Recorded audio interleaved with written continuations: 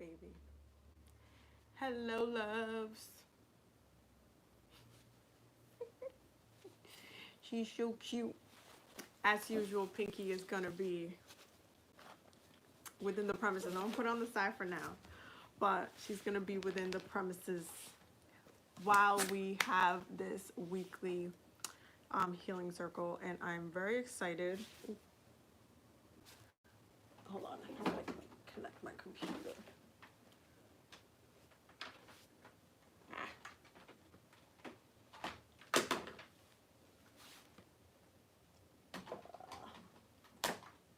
Damn it.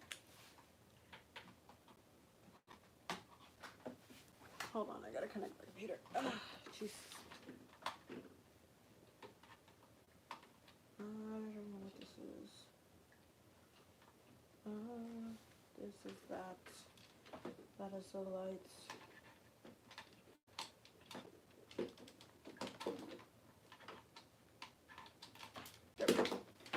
There we go. Had to charge my computer. Hello, guys. Sorry about that. I'm just gonna go ahead and share the live on the Patreon so they can join us over here, and then we're gonna get started. We have loads to talk about. I hope y'all got y'all questions ready and everything, because we got loads to talk about, especially with what's going on for the next couple of weeks.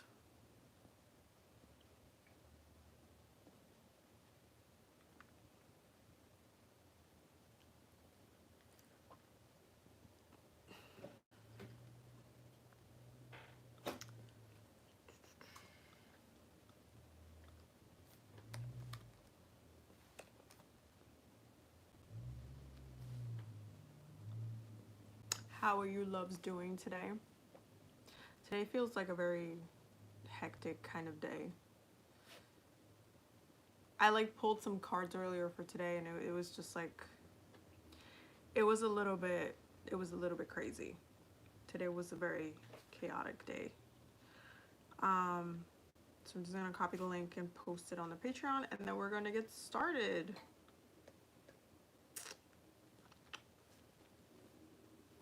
Pinky's always here wanting belly rubs as per usual.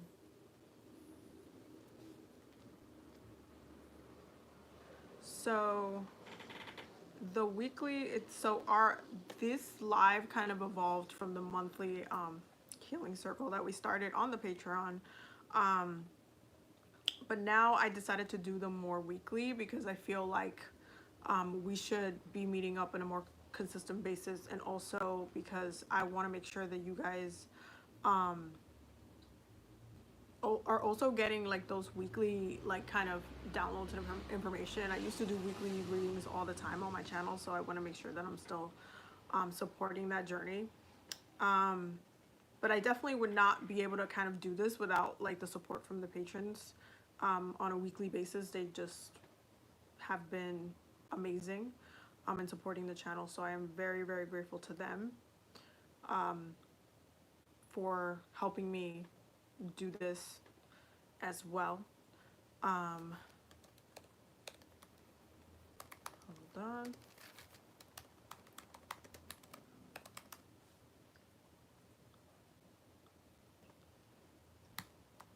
Okay, there you go.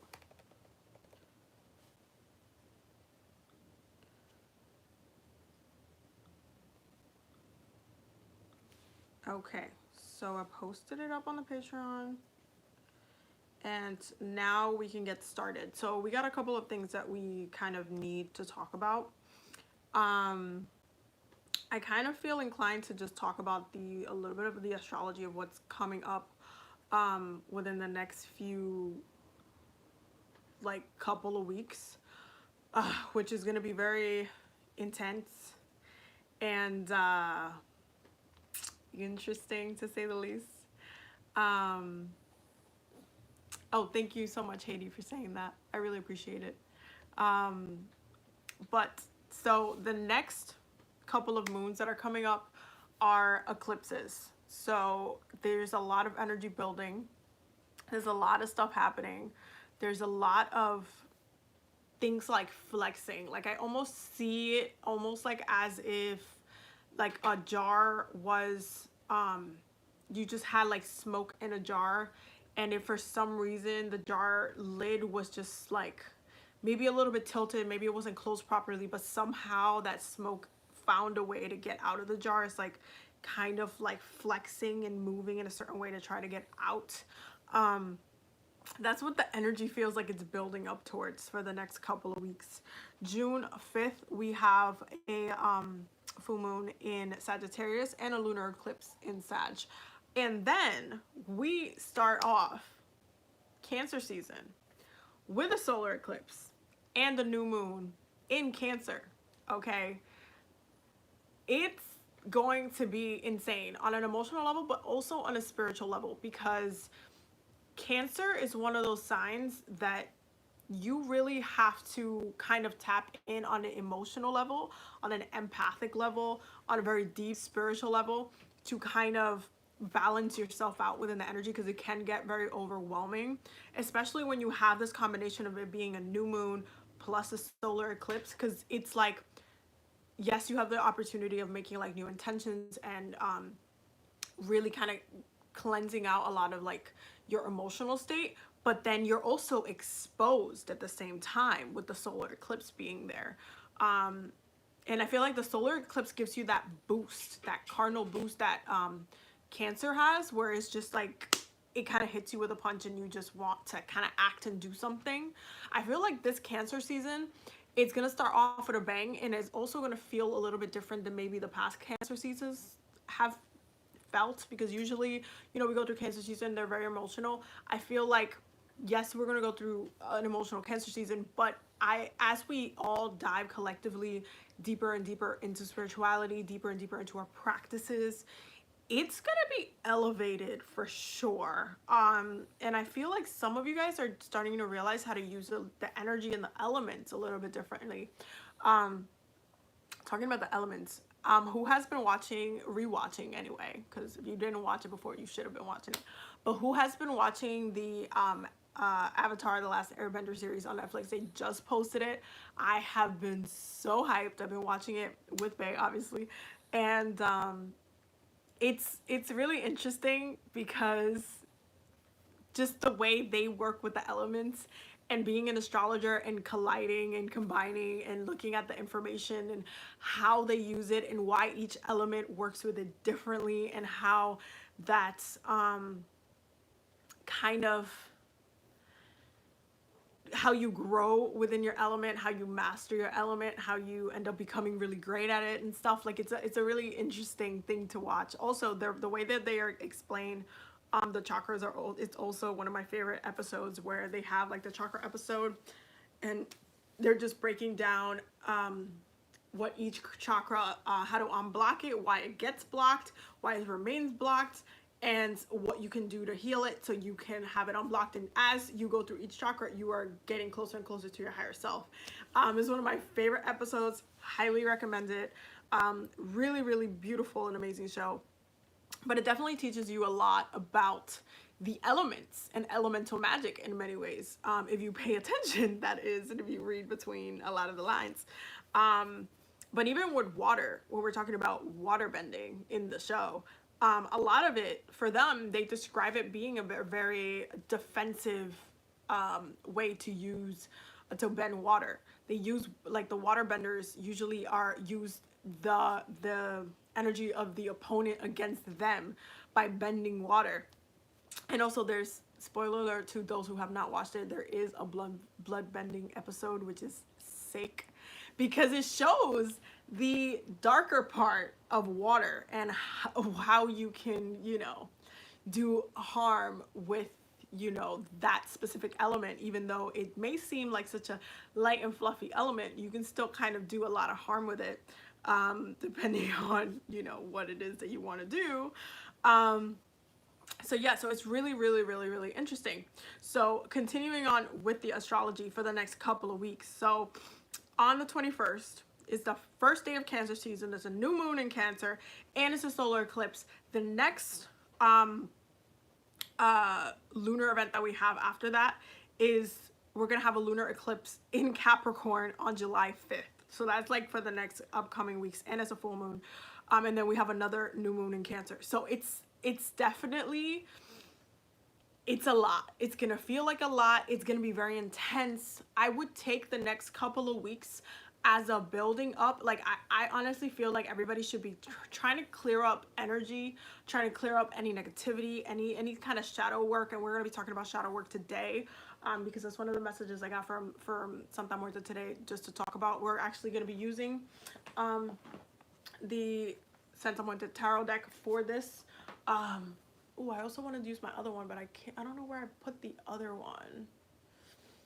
I have like a whole stack of my decks in the other side of the room, and like I'm still trying to find every single deck that I have, because again, I moved them. I was cleaning all day. I made dinner. I had I made Bay's soft shell crab like sandwiches with tater tots. It was so good. And she made like fried shallots. It was so good. Oh, I did check my email for the person that said that. I haven't seen, I didn't get anything from you guys if you have the same name or something like that. But yeah, spiritual baths are a good thing to do. Probably at this point, you should be doing a spiritual bath once a week up until we get to this new moon in Cancer. I say this because we're kind of like, yes, it's Gemini season right now, and you should be focusing on the air element on its own. However, because this is a solar eclipse, because it's at the beginning of Cancer season, because it's a new moon, you want to make sure that spiritually you are ready to, oh, Pink, shh. She was sleeping and then she just alert. Pink. Somebody's coming in the house apparently. Pink, relax, it's okay. So for spiritual baths, I would be doing salt baths every week. I would incorporate some herbs that are maybe like from the, like have air elements to it, whether it be like just sage and sea salt. That's just like a very basic one. But different herbs have different elemental correspondences, so you want to check which one is which. Pink, you want to check who it is? You want to go pick them up? You want to go find somebody? Did you finish scaring them away? Oh my God. Relax, relax, relax, relax. Yo, this is the most she's barked since we moved here. Relax, Pink. Relax, relax. It's okay. Nobody's coming to beat you up. It's all right. We okay. Relax, relax, relax. Oh my God. Hilarious. She's just so cute, but like she doesn't bark this much ever at all. Pink. Pink, relax, relax, relax, relax, relax. Okay. Relax. Cuteness. Relax. Somebody else that came into the house. It's the only time she does that. Only time. Anyway, continuing on.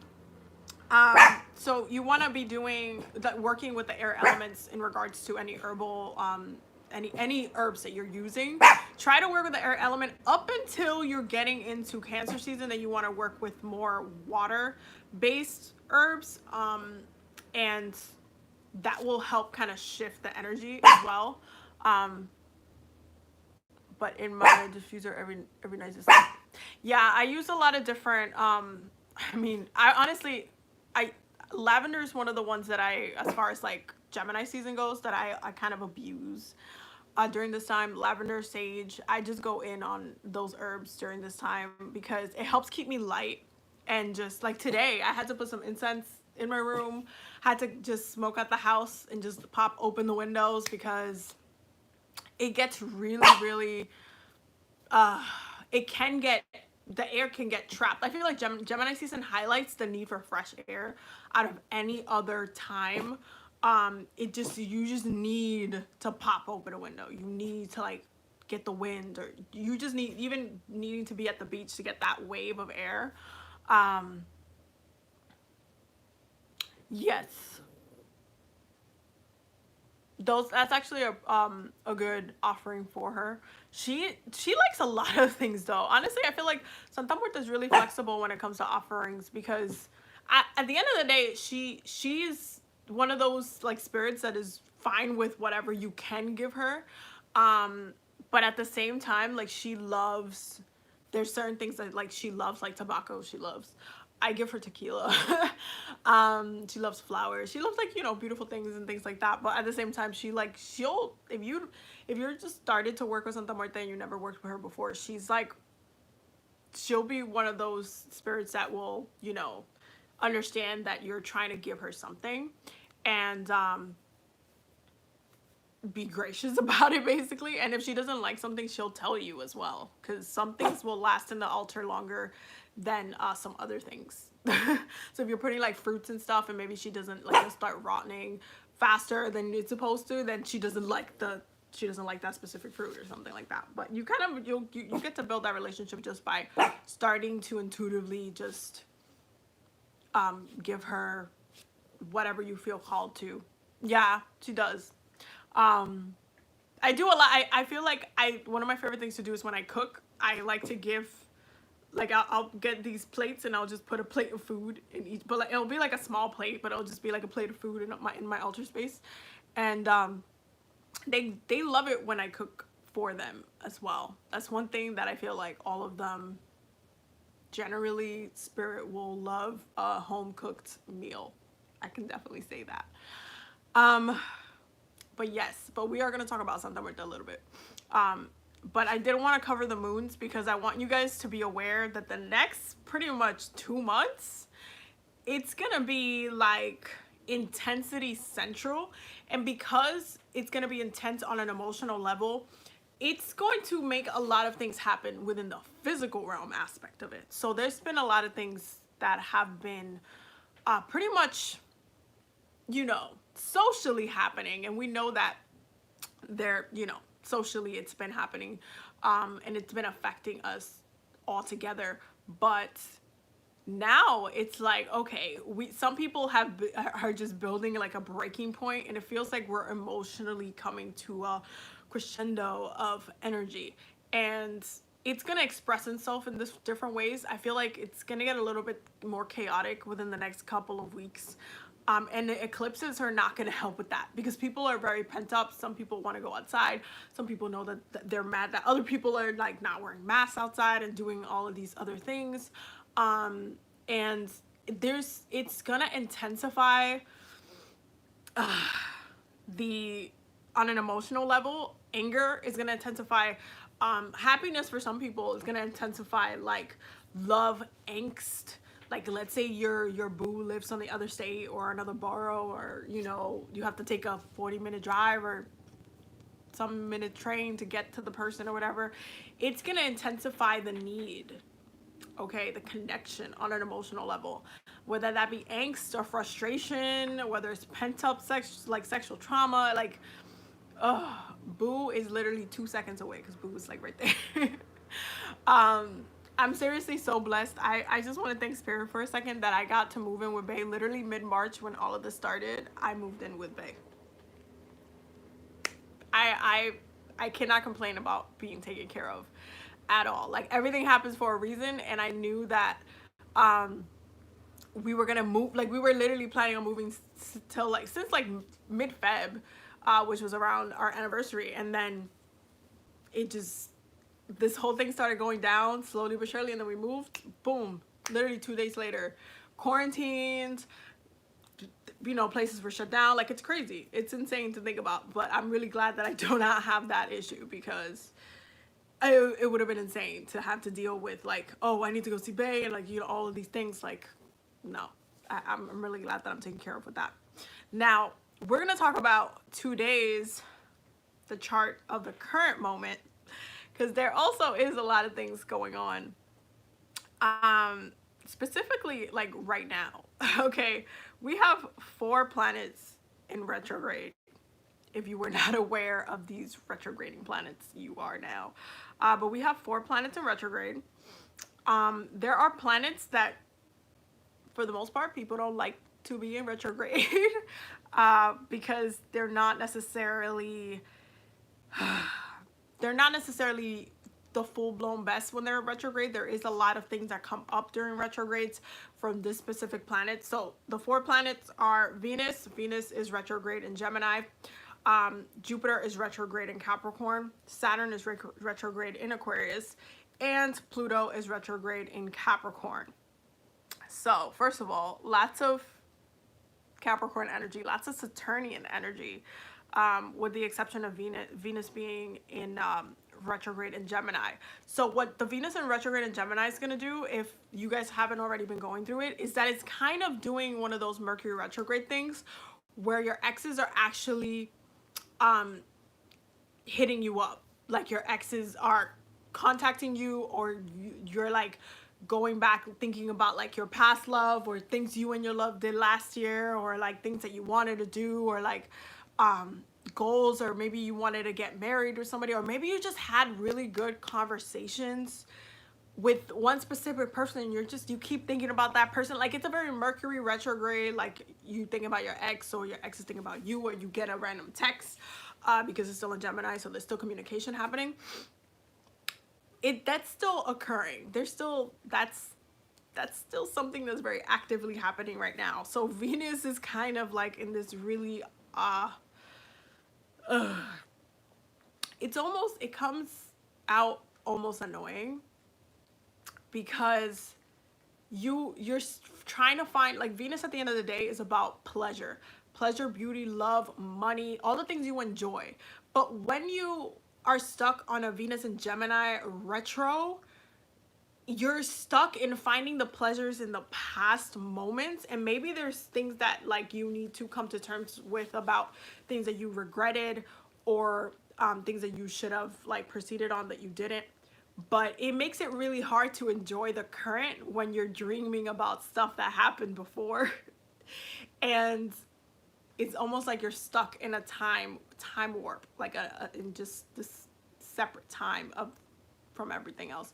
So it's really, it can be very annoying. It can feel very like irritating. It can feel very like heart aching and lusty, and like almost like a teenage love kind of young adult book, kind of like that, where you're just like moody and like feeling all of these things and what ifs and all of these things. So there's a lot going on with the mind and our emotions right now, and how we like find pleasure within all that, because it can be really mentally frustrating. Just letting you guys know right now. Now, with Jupiter being in retrograde in Capricorn, this is still playing out a lot with the karma that's happening with the government, and a lot of the changes that are happening with the government as well. There's things that are getting revisited right now when it comes to the collective, when it comes to people, when it comes to your own personal study, your own personal growth. There are things that you will find yourself re-grounding yourself in now that maybe you heard about, you knew about in the past. Maybe last year you heard about, I don't know, you just first heard about Reiki, but you never, looked into it. And then maybe now you're actually like, you know what? I'm going to look into it more. I'm kind of interested in looking into it more now. That's the kind of thing that's happening right now with Jupiter, whether he's either really affecting us all socially or on a personal level. He is kind of trying to get you to look at and study the hidden knowledge that is still out there, that is still known, that you need to be aware of, because Jupiter is still about higher knowledge and education. He still wants you to be educated.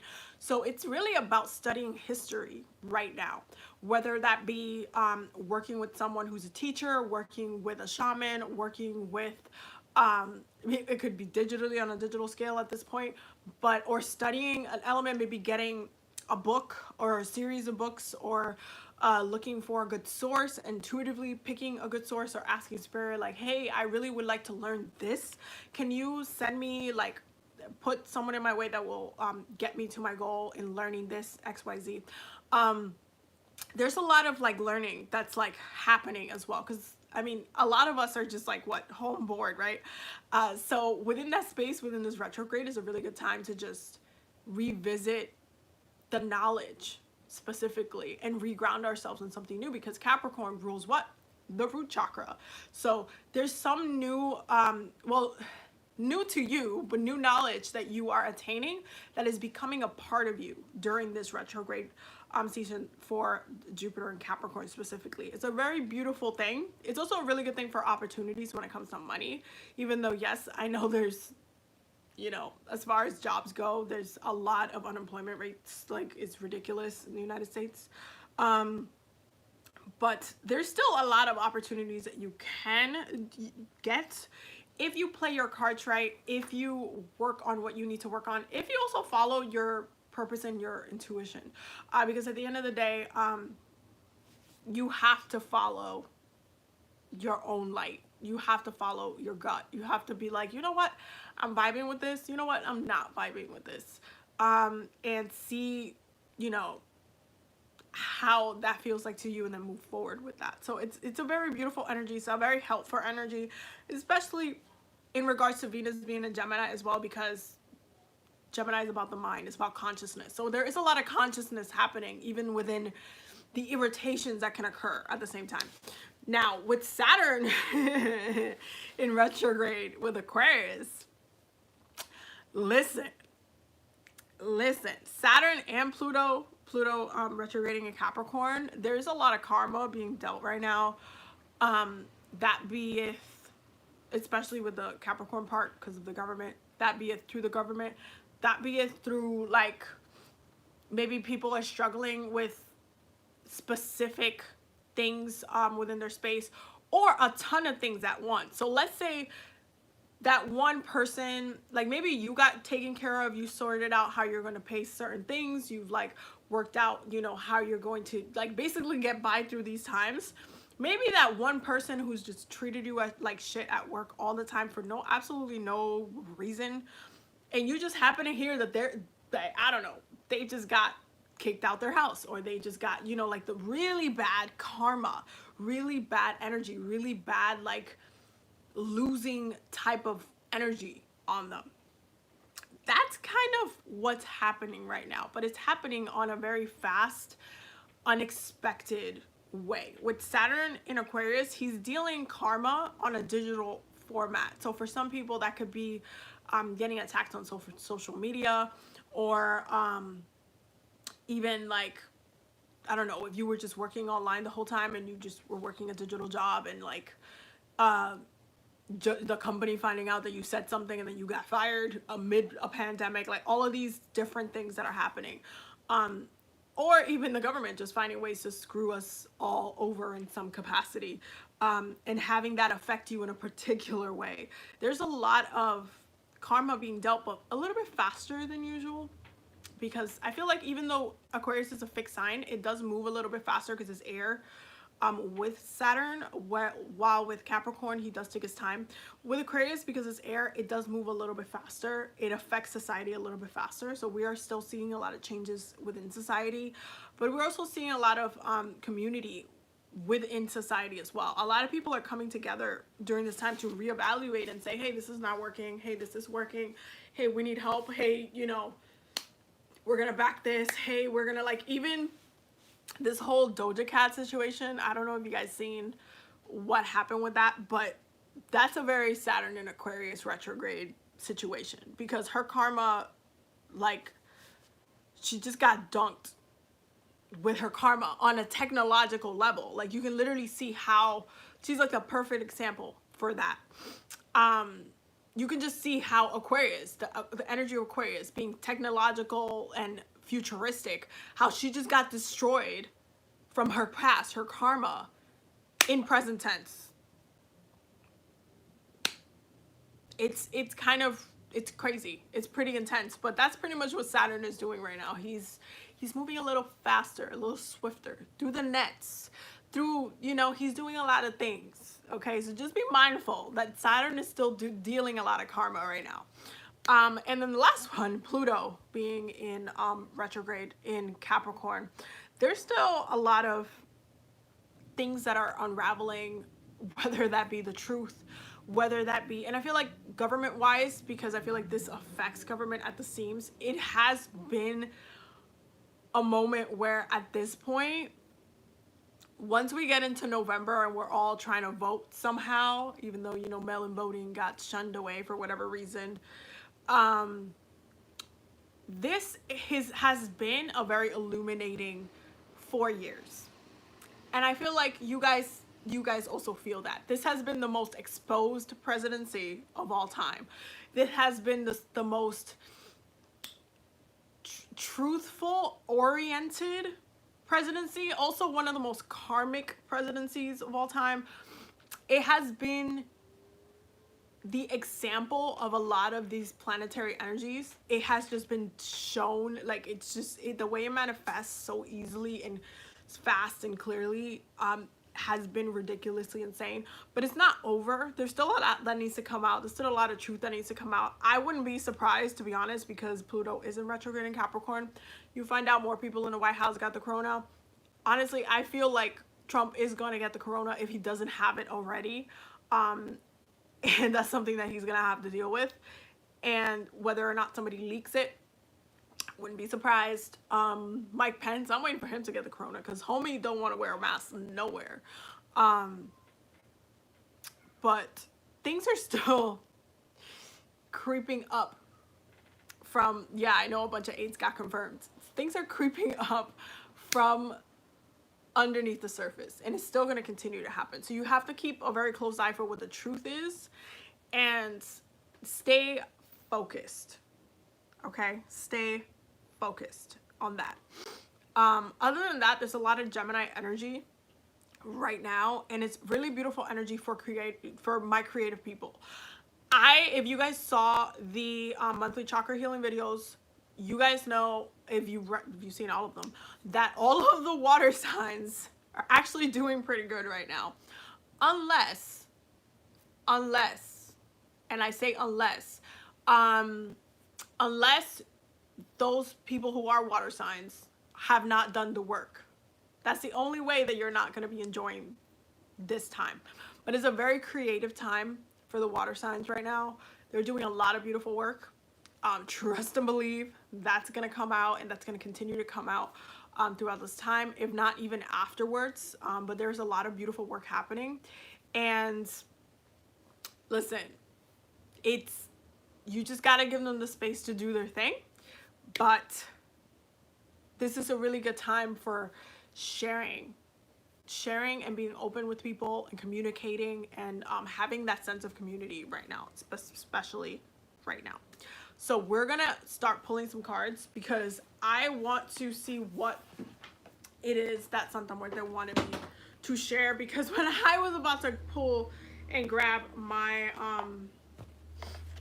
my deck to you know, pick the shuffle, because I picked my oracle cards out and everything, I picked a completely different deck. And then I was by her altar and I was just like, I heard it like, you have to talk about this. So I was like, okay, so we're gonna just grab your deck and we're gonna talk. So cut the decks. 2 aces, 2 butterflies, no, I'm sorry, 2 tens. 10 of Pentacles, 10 of Cups. Yeah, shadow work is something that we're actually going to be talking about today, because amidst all of this stuff happening with the planets, especially with what's happening with Saturn and what's happening with Pluto, shadow work, it's something that while they're in retrograde, you cannot try to be like, oh, I don't have anything to heal, oh, I'm perfectly fine, oh, I can't, oh, there's no excuses for anything. It's just about action right now, and it's about being aware and mindful. Shadow work starts when you admit the truth and when you are able to release the truth and overcome it at the same time. Now, a lot of people love to be in denial about what's going on with them, what they're feeling, how they feel about other people, whether or not they think other people's opinions are right, whether or not those opinions should dictate their lives, whether or not like what they hold to be true, what others' opinions like have kind of manifested to be true in their minds, and thinking that those ideas are just a part of them, that they can't be released from that because that's just who they are. Shadow work is very interesting because when we talk about the love and light community, okay, when we talk about the love and light community, it gets very King of Swords, okay? When we talk about the love and light community, it's not that they're bad people. And it's not that I also don't believe in the values of love and light, because obviously that would be ridiculous. There needs to be a balance. But the problem is that love and light are not balanced. They're not yin and yang. They're one in the same energy area of one part of life. It is ridiculous to go through life just being like love and light to this, love and light to that, love and light to this, love and light to that.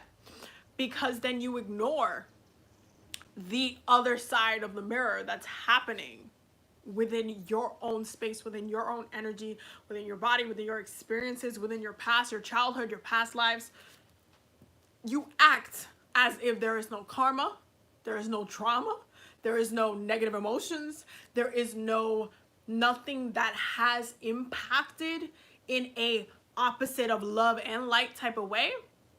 When we ignore that and we just say love and light, love and light, love and light, as if love and light is the only two sides of the coin, you completely dismiss your growth, what you could be working on, and also your practice. And I'm gonna tell you why. When we talk about what your spiritual practice looks like, and this is something that we've been doing a lot in the Patreon with we just launched the Book of Shadows weekly prompt series that the patrons have been enjoying a lot from like the feedback I've gotten. And with that, it's really about challenging you guys to answer the questions and see what it is that you need to work on, okay? Because you can't just say, oh, I don't need to work about anything, and then practice witchcraft. There is no craft without having a problem and finding a solution with your craft. That is the whole point, okay? It's not A and B, it's A plus B equals C.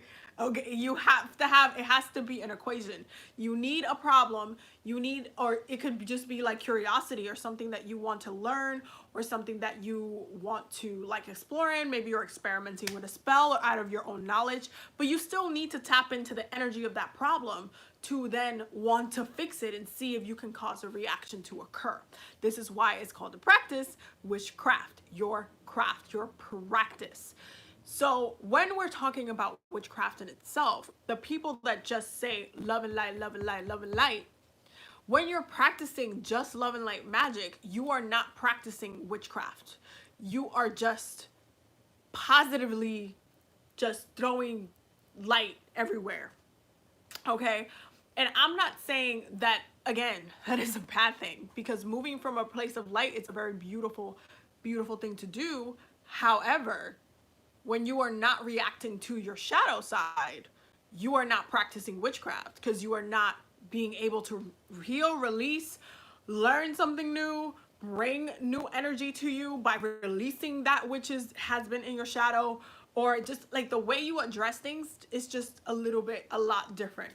And it can, honestly, saying love and light all the time can be very dismissive to yourself, your energy, and your truth at the end of the day. So it can come off as a huge kind of lie, which is really frustrating when you're trying to be authentic or yourself, but then all you see is like your favorite Instagram person. They're like love and light every day, love and light, love and light, love and light, and it's like, okay, but you know, if I'm honest, I kind of feel like shit today. Or if I'm honest, like, I don't know, like I woke up kind of weird, or I had a bad dream and it put me in my mood. Like if you're honest, you would pause, reflect on those type of experiences, and then react by then working on your craft. So there is a really clear path into shadow work. It's just that people make shadow work very, very complicated for absolutely no reason.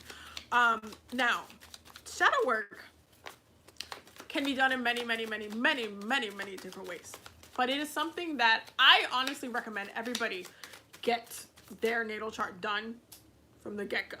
Because planetary-wise, you can see what where the issues are going to lie within shadow work, and how you can be better assisted, what you would struggle with, how you can use certain part of your chart to help you heal those areas as well, and maintain your love and your light. But there is a lot of dismissive energy that kind of just comes in. It's almost like a lot of the time, even when people get their chart done, a lot of people love to just focus on the positive parts of the chart, but then if they see like a square, oppositions, you know, maybe their Venus is not in a really good place, or, you know, some areas of the life they're struggling with, they immediately just start kind of trying to look at just like the positive parts of the chart, and they ignore that those other areas are there to challenge you to be reactive to those things. Because just because something is kind of there to kind of, you know, agitate you and get you to react doesn't mean that it's a bad thing. It's kind of like playing a video game but not having no challenges, nothing to do. Then you are not being challenged. You're not being elevated in any way. You're just there. You have to kind of be given challenges and get pushed back from the universe for you to evolve. That's just a natural part of life. So when it comes to shadow work, you have to remember and try to maintain your sense of being open with your healing, and how that looks like and where that's willing to take you, because it can take you to some very, very deep and dark places, especially depending on what's happened to you in this lifetime, but also what's happened to you in past lifetimes. Because a lot of the times I'll have I've done a lot of past life readings where somebody will have a really like a huge issue with like their mom in this lifetime, or their parent or their dad in this lifetime. And they don't know why they can't get along, what's the problem, like why is it there, and why they just don't get it. Like they're just like, they just abused me when I was younger, and I don't know why I keep having these issues with them. And that situation becomes a traumatic experience that then becomes part of their shadow self within this lifetime. When then I go and I open their records, and then I see, oh, well, in a past lifetime, you had X, Y, and Z happen with this person. And so your karma is is dealing with this energy and trying to find a way to resolve it and release it. And not necessarily, because you don't always have to get along with the person that, you know, you ended up having a traumatic experience with, or you ended up getting wounded by, or you ended up, you know, you don't always have to, like, you know, oh, now in this lifetime we got to be best friends. That's not always how it works. Sometimes you just really have to release the past baggage, and in order for you to move forward with purpose and with clarity, with like, oh, that's what it was. Like, you know, when you just know what it was now, this is kind of the same thing. When it comes to that specific thing, it's really about reflection and understanding why it happened in the first place. A lot of the time, how you heal a past life always has to be with you getting like that aha moment of, that's why this keeps happening. That's why it hasn't stopped. That's why X, Y, and Z. And it can be a very frustrating experience when you don't know, when you're kind of blinded and you don't know what's going on. But the Akashic Records is one way to heal and work and do shadow work. But it gets you faster results, I feel like, than some other avenues. Now, one of the other ways to do shadow work is with Santa Muerte. And the reason why is because Santa Muerte, for those who don't know or speak Spanish, is holy death, okay? And so Santa Muerte is very interesting because she is death itself, the energy of death, when death happens, what death is, the concept of death. I'm saying it in different ways so you can understand. But she is death embodied in a form, okay? So if we look back at ancient Kemet, for those who don't know what that is ancient Egypt. We, at the time, looked at death differently. There wasn't really a word for death. It was just a different transition. But the energy of what that transition was very much respected, and it was treated a lot differently than it is now. Now, death can seem like a very scary thing. It can seem like it's a very dark thing. It can seem like it's gonna harm you. It can seem like it's, oh my God, it's the worst thing that could happen. It can seem, it's just like people have made out, and when I say people, I mean a particular group of people, because even in other parts of the world, okay, death was not even a word. It was just a different transition and a different thing that happened. It wasn't, you know, traumatized and, oh my God, afraid of death. And the fear of death has been implanted in humanity by a specific group of people. I'm sure by now you guys know who I'm talking about. But when it comes to Santa Muerte really is one of those spirits that I love working with, because quite frankly, she is really gentle, as death would be. But I find Santa Muerte being she's very nurturing. I will say that. Death is a very nurturing persona. And how could you be like, how is death nurturing? Death is death. Well, the reason being is that it really comes down to also understanding Scorpio energy and Plutonian energy, in order to kind of be able to master what death is, or understanding of death. And that's also that Santa Muerte can also help you with. But we have death in our lives all of the time. We have death of perspectives.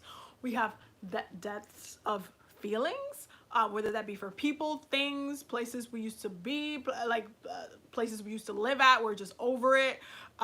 People we used to date, we're just not gonna that's not gonna be a thing anymore. There's a death that happened in that. We have death in so many things. But the fear of death, when you sit with yourself and you fear death, you fear change, you fear, and that's like in everything, because that's the problem. Death creates a transition. It creates a different change. Sometimes it's in a physical, where it literally is, you're done with this body, you must move on to the next thing. And then sometimes it's just like, no, you don't like this brand of toothpaste, you're not gonna use them anymore because they cause whatever hell. It is a transition into a new way of it's just the same way as the moon has death lapses, death phases, because it goes from a new moon where it's all black and new into a full moon and it grows full. The moon has death phases all the time. We have death phases all the time. Yet we see death happening everywhere, and we still fear death itself. It's frustrating, because death is something that you must come to terms with at some point in time within your life. I came to terms with death when I was like, I think 8 years old, 8, 10, like around that age. And the reason why I came to terms with that at that time is because I kind of started, like, as a Capricorn, I can be very futuristic and very goal oriented into the future. So at the time I was like, oh, you know, my aunt is kind of old right now. She's like probably like, you know, like in her 50s. Maybe when I'm like, by the time I'm like 25, she might not be around. Like, I started to realize that some people had an expiration date, like quite literally. And I started seeing it in some of my uncles, some of my family members, some of the others, depending on how they took care of themselves. Like, just intuitively, I was seeing where death was going to happen. And so as I grew up, you know, what I did with that is that I, you know, spend my time with them as best as I could. But as I grew up and then I started watching people pass, I was like, oh, well, I processed this already when I was like 8 years old. I already knew that this was going to happen. So I'm a little bit more at peace with it because I have come to terms to accept death from what it is, which is a different transition that they're having in the physical realm. It's just different. It's just a different form. And now it's just like, I just gained an ancestor. And when we start talking about death in that way, that's when it gets a little bit more complicated and honestly fun in a way, even though it's weird to say that, you know, some people must die for them to be closer to you in a spiritual family, but that is also very true, especially in these times. The older generation is very, very stuck and stagnant in their ways, to the point that until they cross over into being an ancestor, if they choose to be, they struggle with, you know, changing anything in the physical realm. But once you already transition in death, it's like, oh, well, I guess I'm a spirit now. Let me just look after my family, because what else can you do, you know? But you know more when you're a spirit because you see more. And it's different because when you see death as a spirit and you see it happening like through the physical, it's just a completely different experience. And then when you ask your ancestors for something, and this is one of my favorites way to do shadow work as well, is when you ask your ancestors, can you guys help me with insert whatever it is here? And then they kind of force you into a death-like experience where you have to transition your mindset, your ideas, your viewpoints into something else. Then it's just like you get a little scared, you get a little frustrated because you're like, oh, but this is new. Oh, but I don't know. And then you don't realize that you yourself asked for this change. Anytime you do a spell, anytime you ask spirit for something, you are addressing a certain part of your shadow and your light at the same time, whether you're trying to bring in more light or balance out your shadow in a way that is not harming you or hindering your growth. So it's important to pay attention to the way you self-master your mind and the free flow. You got the Empress. Self-master. There's not one like card that is just like the beautiful self-mastering with fertility. Is the Empress. And it's really interesting that we have the King of Swords in here because self-mastery really has to do with the mind. It is the swords that you use. It is the air, that Gemini, airy-like consciousness that we use in order to come to terms consciously within the moment to realize when death needs to occur, when we need to let it happen, when we need to accept, release, and not see it as a negative thing. If you have issues with releasing and transforming and allowing new things to happen and allowing people to get removed out of your life, and even if though they've been in your life for like a really long time, if you have issues with all of those things, you have to come to terms with the releasing part. Just as you receive, you must release. In order for you to receive something new, there has to be space for it. It's like a computer, okay? A computer only has a certain level of storage that is pre-installed in there. If you only have a 256 capacity, you can't just keep going around and adding more than you can.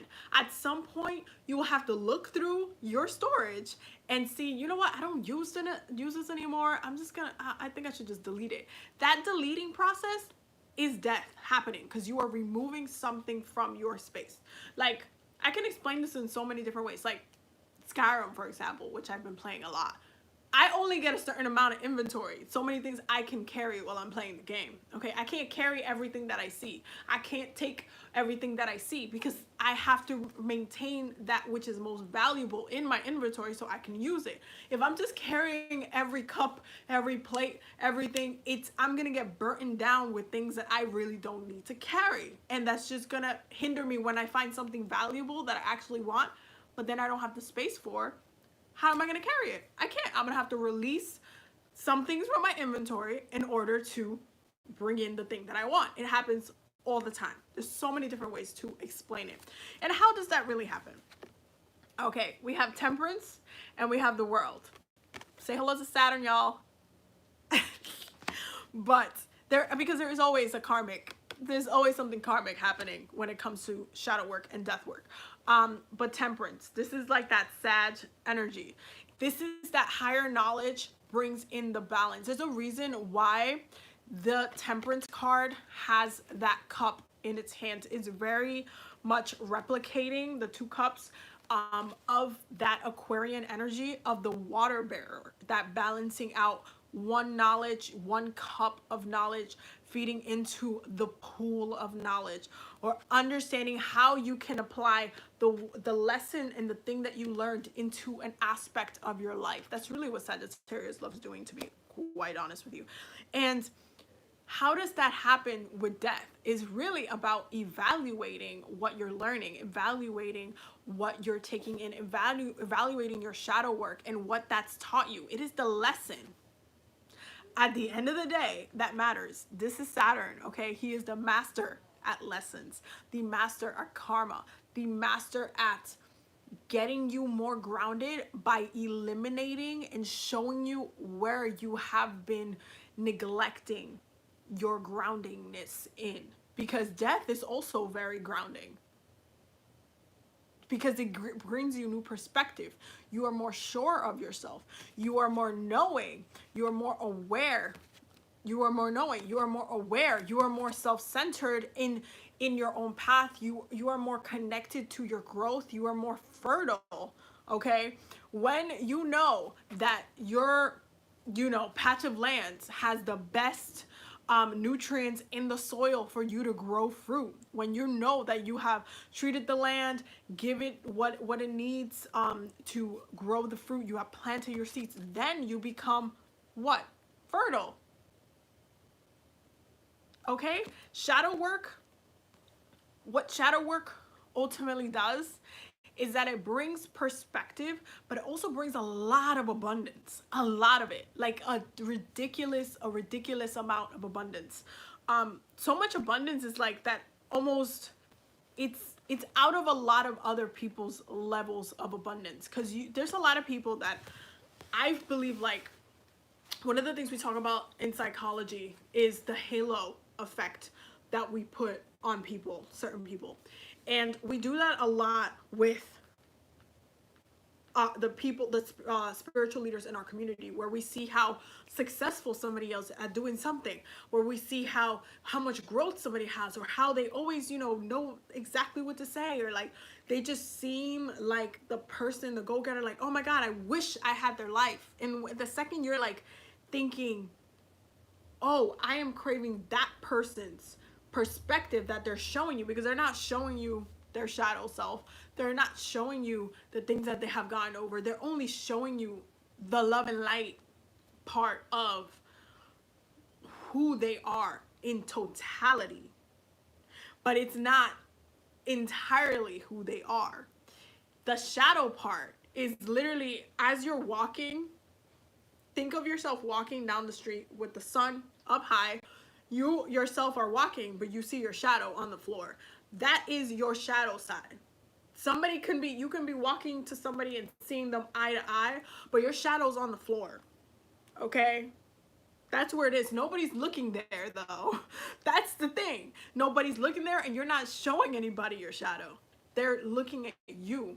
So how we idealize other people, without even knowing what they had to go through, what they had to heal, and what shadow work they had to heal in order for them to be elevated and grow within their life and their practice, becomes this kind of like, oh, I wish I had that. Oh, I wish, like, and then to an extent, it feels unattainable. It feels like you can't have that type of abundance, or you can't have that type of growth within yourself, and it can get very, very kind of frustrating on an emotional level. If you're trying to have a similar life as somebody else, a lot of the time you will find that you will gravitate towards people who have similar vibes or things that you kind of admire about them, because there's something about like their energy that also you relate with, that you mirror with. But don't dismiss the shadow side as well. There are steps, ladders, mountains that had to been walked over to be on a level where you are balanced within your light and your shadow self, and where you can really get yourself in kind of this energy where not only are you clear-headed, but you also know how to react and heal your energy, heal your purpose, and understand that when you're having like that moment where you're like, oh my God, no, this I'm feeling kind of bad, or you know what, this triggered something in me. I've been having dreams about this, like, where however you're getting that message, however you're receiving that message, that your body, your spirit is telling you like, hey, you need to heal this, you gotta let this go, you have to like, and this goes for like so many different types of people who fall in love with the same person multiple times. Like, it could be the same archetype of person where they have like the same issues but you can't get over it. Things that you need to heal, that's part of your shadow work that you need to heal. Okay, it's at the end of the day,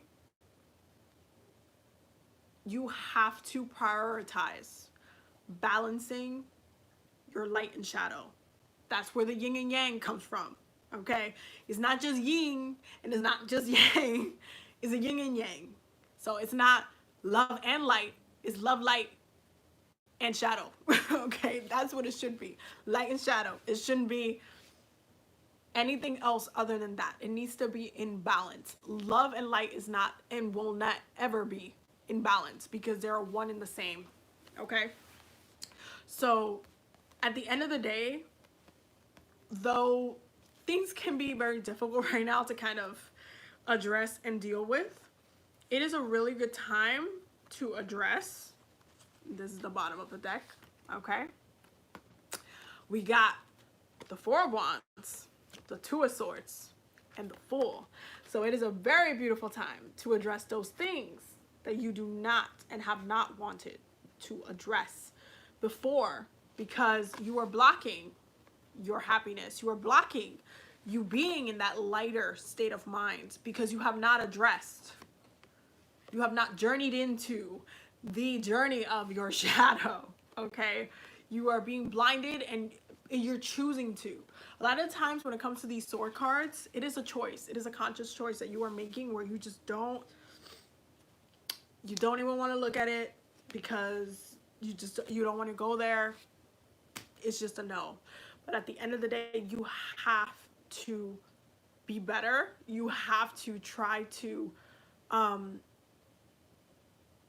not just see it one way, but take from Gemini season. Take from the lessons that Gemini shows you. It shows you to be dual, okay? Gemini is the first sign in the zodiac that brings the element of duality, the element of two things, two minds, two ways of thinking, two like chaotic sometimes and two balanced out forces.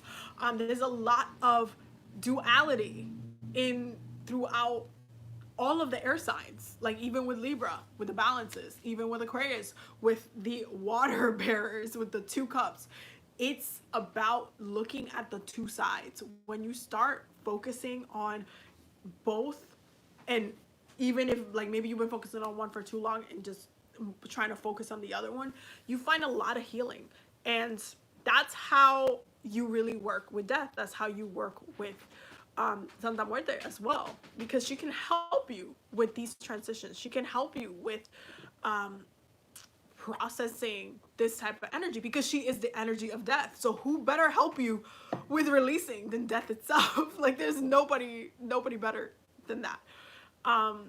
So if you're scared of working with her because visually maybe she might be very intimidating, I've seen she's so cute. I've seen Santa Muerte in so many different places in my life. I've seen her at funerals, which was very like it's almost like awkward because I know nobody else can see her. Well, this happened to me 2 years ago. One of my family members died. Actually, no, last year too. It happened to me multiple times, and we were in the having like the funeral, and everybody, have people crying over here, people hugging, people chatting, people doing the thing. And my eyes are fixated on this corner right here because all I see is Santa Muerte in her negra, like her black self. And I was like, and she's just kind of, she starts just pacing back and forth from corner to corner, and I'm just like,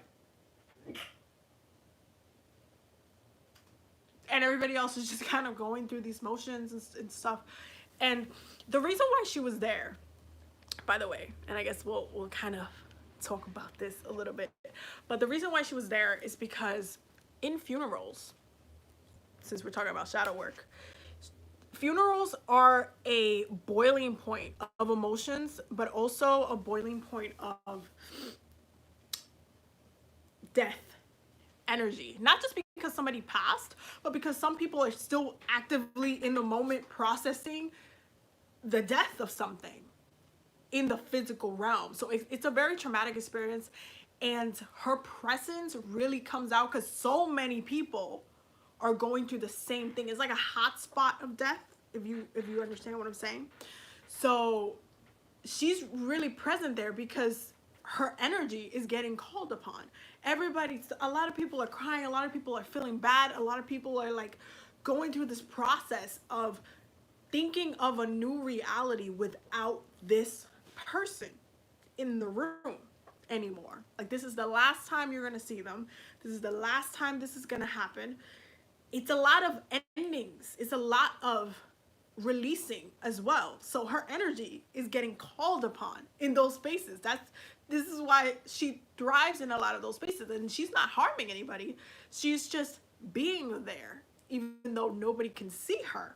Now, on my side of the twang, at the time, I knew that I had to do a welcoming to the ancestors ritual after everybody mourned my aunt who passed at the time. That was last year, and I knew that I needed to let everybody mourn and get their emotions out before I welcomed her spirit into the ancestors, because everybody is still so like, up in arms and very chaotic about it, and it kind of changes the vibe of things where you let death happen within the family, within like everybody's understanding, okay? And then you welcome then that ancestor into your space in a different vibe, because it's not, I didn't welcome him. I was like, oh my God, I'm so sad that you passed. No, I was just like, thank you. It was just a huge like, throw her a party, like, thank you, you're one of my ancestors now. She's specifically a Gemini. Hilariously, I'm talking about her now in Gemini season, but she's very charismatic and really cool, really dope person. Got along with so many different people, very like, just did so much for the people that she met. She always impacted everybody, as all Geminis usually do. But I welcomed her energy. I welcomed her to my space. I welcomed her to my house. I welcomed her to be with me as one of my ancestors. And it's different because I'm not throwing a party, because really what a funeral is a party of mourning. You are mourning, you are sad, you are trying to be in the negative of a passing, a transitional phase of somebody. And this is why I say, when I pass, everybody better throw a party, okay? We dancing, we drinking, we having fun. I don't want to see nobody crying. I don't want to see nobody crying when that happens. I want it to be like a celebration of life, not, any of, I just don't want it to be that. Like, it's just not, it's not productive, I personally feel like, for people. And also, while I feel like funerals themselves can be very traumatic. It happened to me when I was younger, when my grandfather died and I was in DR. I still remember everything that happened in the funeral and everything. Like, it can be very traumatic to be caught up in that energy until you process it, and then you realize, oh, this is actually, it's different. So working with her, depending, and I know somebody said that they see her in pink and red. So hold on, let me see.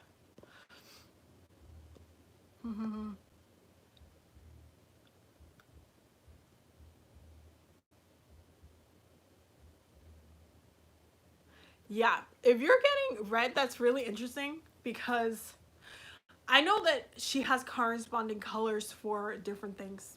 Santa Muerte is like just a full-blown rainbow as far as I'm concerned. But Red, I know, is definitely associated with the love situation. She's really good at clearing up any heart chakra work that you're doing, anything that has to do with love, relationships, past relationships, exes, removing dead stagnant energy, healing like love wounds. So just really, really, really good with that. I've seen her in a lot of different colors. The most that I see her is, especially when I'm doing spiritual work, is actually the white. Um, when I see the black one sometimes, I've seen her in like my dreams. She's been in white a lot of the times. When I'm meditating, she comes to me in white. I've only seen her in black in particular occasions, and it usually had to do with protection, um, or death. Anything like literally blacking out type of thing. That's when I usually see La Negra. But I usually get La Blanca all the time. Like that's the one that really comes to me a lot. Um, but the red one I've worked with as well. She last year, when before I met Bay, a week before I met Bay, I lit a 7-day candle for La Roja, and I just asked her to clear out any lingering, relationship energy that would block anything from coming in. And she did, and literally like a week later I met Bay. So she's definitely amazing. She's definitely very protective with your heart as well. Like she will not I feel like La Roja has the energy where if she doesn't really like who you are attracted to for whatever particular reason, um or she doesn't think that person will be good for you, which I find a lot of spirits do this. Yamaya is renowned for doing this. If Yamaya doesn't like the person that you think you should end up with, or that's my partner, and she's like, no it ain't, I don't want to see a family with you and that person, she will just take them right out and bring the right person in. Like that's how she works, and that's how Santa Muerte kind of works as well. She does, I've seen her particularly specifically do that. She brings death to some situations when it needs to happen, so better things can come in. Oya is amazing. I love working with Oya. She's just, oh, she is such an empowering, I feel like one of the most empowering orishas, if not the most empowering orisha. Because yes, as Shango is like just amazing, like I feel like Oya has just gone through so much, and she is still like such a boss. Like I have so much respect for Oya, but Oya also has very much the energy of death because she is the guardian of the